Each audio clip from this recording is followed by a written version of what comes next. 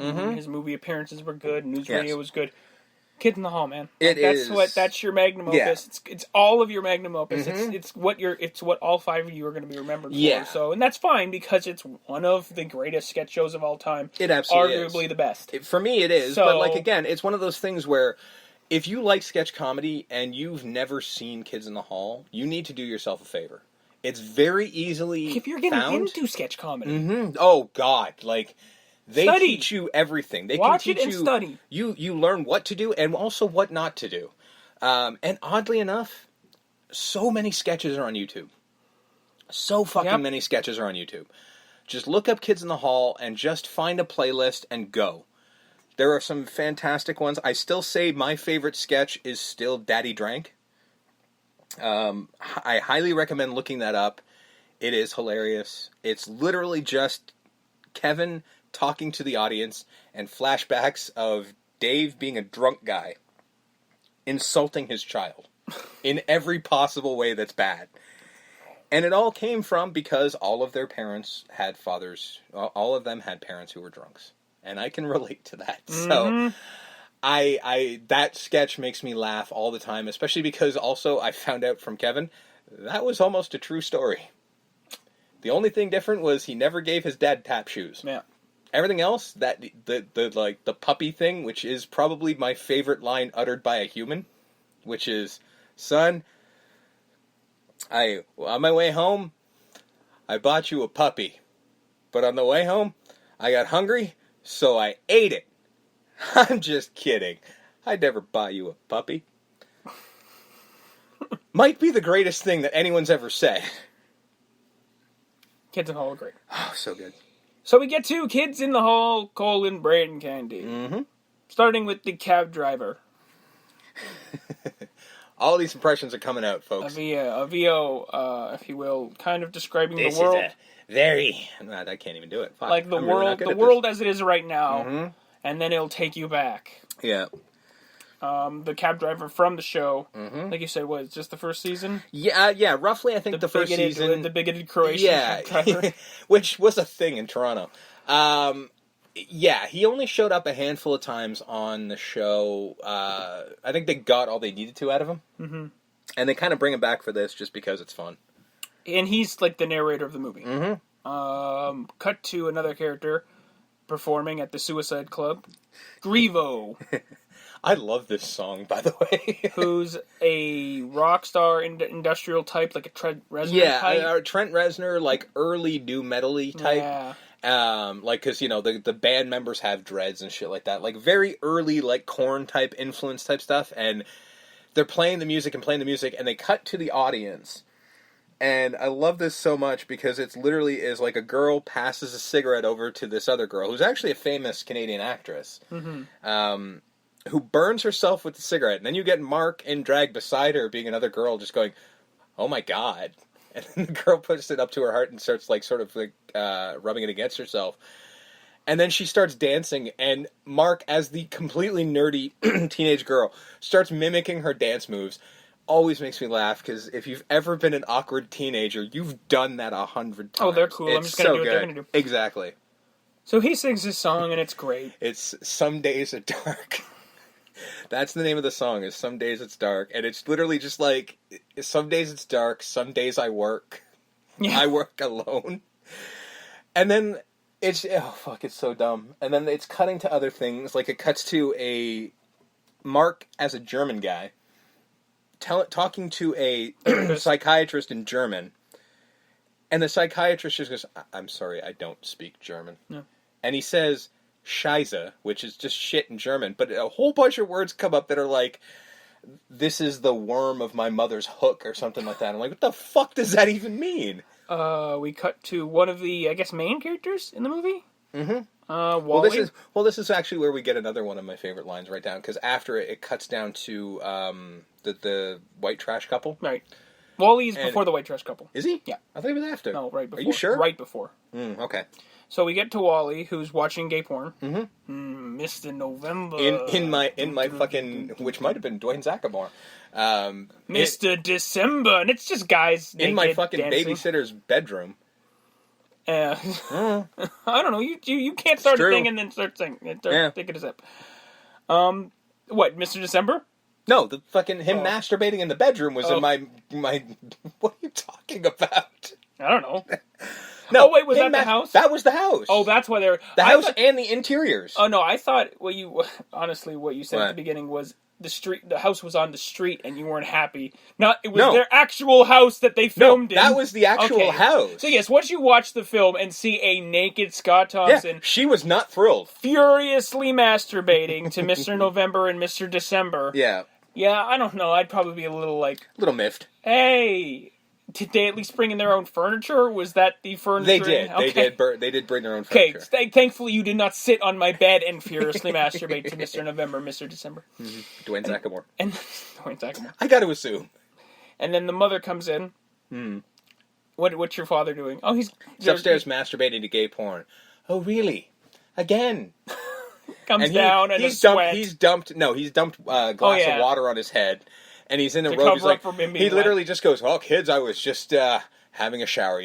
Just having a good shower."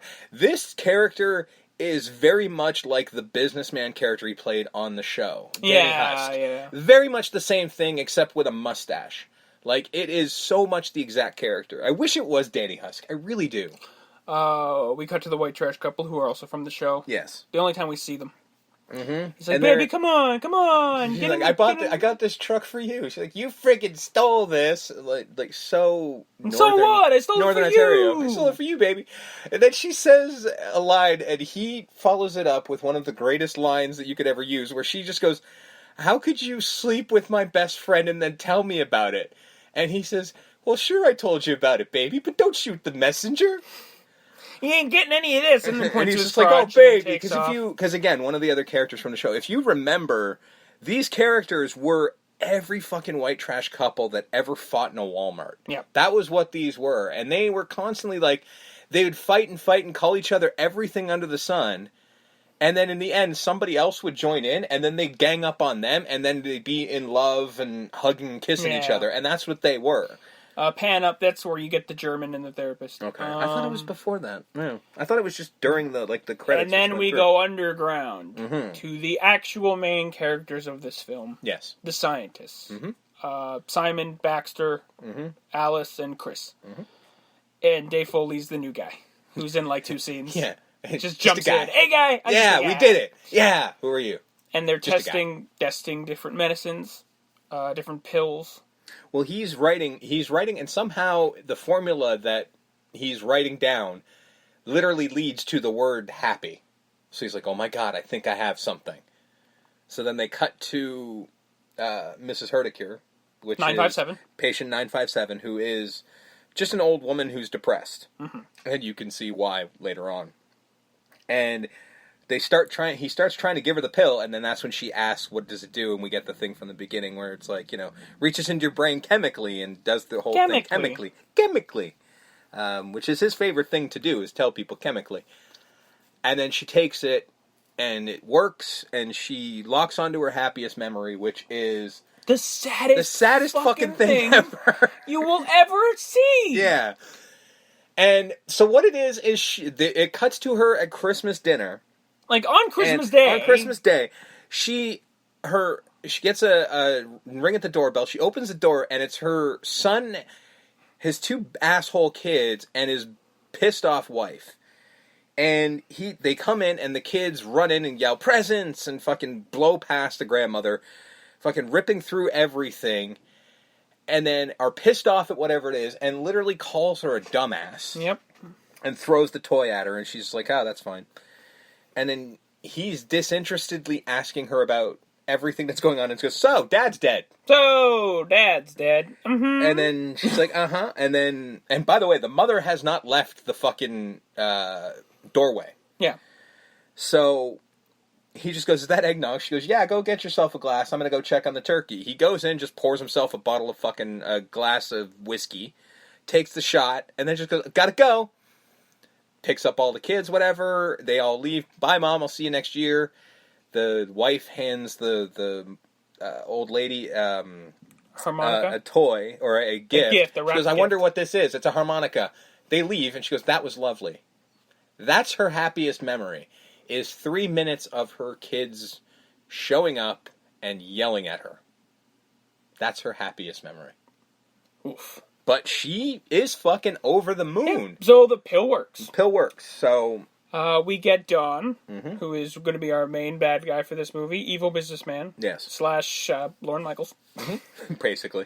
And Marv. So Don's coming in via helicopter. Marv clearly just Smithers. Marv is Smithers. Seeing what color socks he has on. Well, because he first asked because for some reason he flies in on a helicopter. Yeah. That's how he gets to work. And then he asks, Marv just asks, what's his mood? I can't tell. What color socks? Red socks. And he just, look of panic. Red socks, and yells down to somebody else, and that person yells red socks to everybody else. And then they start taking the blue carpet that is there. They start rolling it up and rolling out a red carpet while Don is in the elevator. Which, why he's coming up from the ground, I don't know. Where did the helicopter land? Yeah, I'm confused by that, but alright. And they're literally rolling out a red carpet, and then he walks in and lifts up his pants so that red socks. Notices that his socks match the carpet, and he's happy. And he just walks in, and everyone just says, out of breath, but trying to hide it, and just says, morning, sir, morning, sir, morning, sir.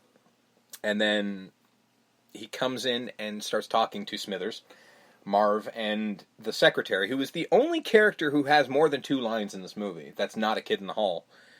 And, she asks, how the... what's it called? The investors meeting went. And Marv's clearly bitch, shut up. And that's Can I have the room? Can I have the room for a minute? Everybody out! And they all leave. And he screams out, my empire is crumbling! Right, well, everyone back in a quiet voice, and they all fucking come pouring back in. I'm like, they all heard you. Okay. And then they have the meeting. Yeah, and the meeting basically is saying that, we need to cut, because we're losing money, we need to cut 65% of our research staff. And as he announces it, he just goes, yeah, so that's what we need to do. How are we on that, Marv? You mean that thing you just said? Yeah. We're right on it, We're on top of that, Don. Right. Good. This is where we get Brendan Fraser. The Simon character is feeding what is placebos, because he's just open. The largest fucking blue pill you've ever seen. Open, and then this is where Brendan Fraser's like, no, I'm not opening this. That's just sugar. I'm in the placebo group, aren't I? That's sugar. My face tells me it's sugar. Well, loose lips sink ships. Open. Steps on his foot, throws it in his throat, and smacks him in the back of the head. Thank you. One thing I never heard until this recent rewatch, Brendan Fraser says the saddest, you can't do this to me. I was like, oh my god, my heart breaks for this one little character. And I'm like, well, Brent, how do you... But then I realized, Dave Foley. Yeah. Blast from the past. Yeah. So also, Brendan Fraser's Canadian. So. Yeah, so he was probably... I'm pretty sure somebody was just like, hey, do you want to be in the Kids in the Hall movie? Fuck, yes, I do. Yeah. We get Alice and Chris. Alice, played by Bruce. Yes. And Chris is Again, Alice being very much like Kathy with a K. Yeah. She's clearly into him, and he's clearly clueless. Yes, every guy in the history of guys. We get 1,000 times, Chris.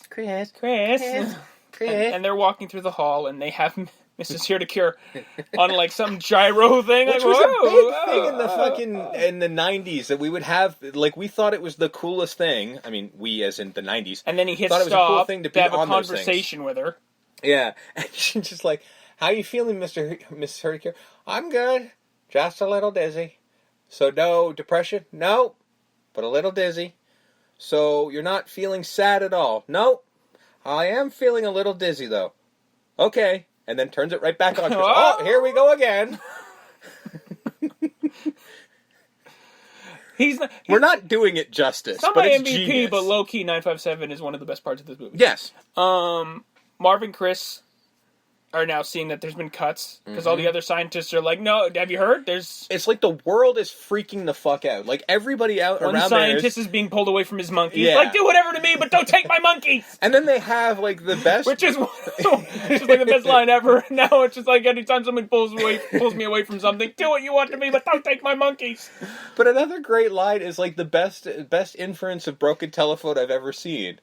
where it's just like, sold to the did you hear Don's been shot? Or no, like, I heard Don's